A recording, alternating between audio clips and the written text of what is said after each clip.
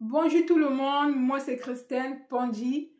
Si c'est pour la première fois que tu passes par ici, n'hésite pas de t'abonner, de liker, d'activer la cloche de notification.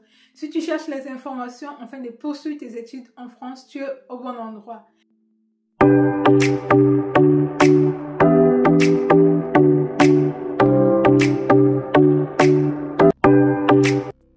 Dans cette vidéo, je te parle tout simplement quelles sont les alternatives que tu peux mettre en place si jamais tu as reçu les refus partout. Donc, tu as postulé peut-être dans 5 établissements ou 3, tu as eu que des refus partout. Essaie d'abord de comprendre premièrement pourquoi tu as eu que des refus partout. Essaie de revoir ton dossier si tu gardes un fichier de ton dossier quelque part. Une fois que tu as compris pourquoi tu as eu que des refus partout, essaie de comprendre aussi si les refus là sont similaires. Est-ce que ce sont des mêmes motifs de refus? Est-ce que c'est pour niveau insuffisant ou pour les notes fondamentales de matière par rapport à ton option, tu n'as pas rempli ces critères, ou les prérequis de la formation, tu ne le remplissais pas? Essaie de comprendre. Tu sais aussi peut-être écrire à l'établissement afin de leur poser des questions, afin de comprendre pourquoi cet motif et peut-être pour améliorer ton dossier pour l'année prochaine. Bien évidemment, il faut avoir les raisons valables. Deuxièmement, tu peux faire un recours, mais bien évidemment que ce soit un recours pour le visa, il faut avoir un dossier solide pour que ça passe. Là, c'est un terme juridique. On ne fait pas des recours pour le plaisir de le faire. Il faut être accompagné. Il faut refaire ton dossier. Il faut savoir pourquoi tu le fais et quelles sont les raisons qui t'amènent à faire un recours. Il faut vraiment être sûr que ton dossier était bien fait et tu remplissais pas mal de critères et tu avais des bonnes notes avant de faire un recours. Parce qu'une fois que tu fais un recours, tu ne vas plus revenir en arrière. Et si jamais le recours est rejeté, l'année prochaine, tu veux postuler dans le même établissement, ça peut vraiment être des barrières pour toi. Donc, c'est quelque chose à méditer, à prendre conscience et d'être accompagné par une personne qui connaît bien certaines alternatives juridiques et avoir les preuves.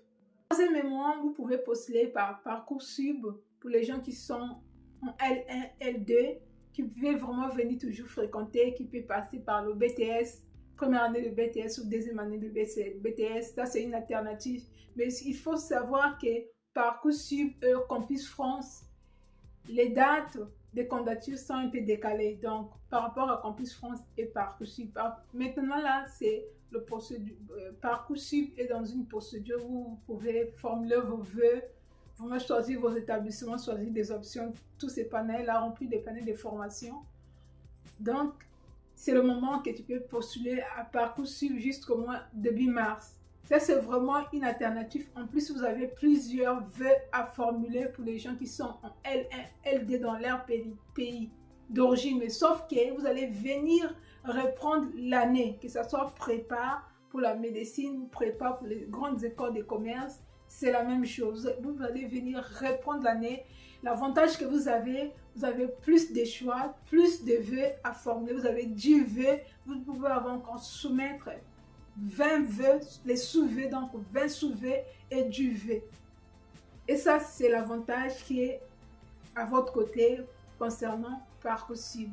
Le quatrième critère, c'est de chercher les établissements qui ne sont pas connectés à Campus France, qui ne sont pas reliés avec Campus France. Une fois que vous avez trouvé ces établissements-là, rentrez en contact avec les établissements, cherchez à comprendre si c'est encore ouvert, les inscriptions. Si c'est bon, vous pouvez soumettre votre dossier ou bien vous cherchez les écoles privées. Mais le problème avec les écoles privées, c'est que ça coûte un peu plus cher que les écoles publiques. Et une fois vous avez cherché les écoles privées, vous avez trouvé la liste, il faut essayer de vérifier si cette école privée est répertoriée au niveau du ministère enseignement supérieur ou ministère du travail.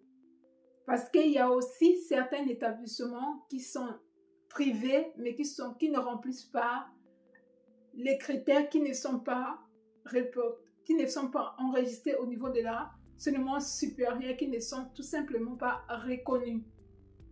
Et ce genre d'établissement-là, ça peut te créer des problèmes. Tu postules, à la fin de quand tu es accepté, tu as payé peut-être une partie de la formation et arrivé au moment de déposer ton dossier à l'ambassade, tu as tout simplement un refus parce que déjà, ce n'est pas reconnu parce que, bien évidemment, l'ambassade vérifie toujours si cet établissement est répertorié au niveau de l'enseignement supérieur. Cinquième alternative, c'est de choisir un pays européen où tu peux parler la langue facilement, où tu as la connaissance de la langue, ou un pays européen qui parle français, par exemple la Belgique. Tu cherches un établissement en Belgique, ou que ce soit privé ou public. Une fois que tu as l'inscription dans ce pays, l'année qui suit, l'année prochaine, tu peux chercher un établissement public ici en France et tu peux faire même un transfert.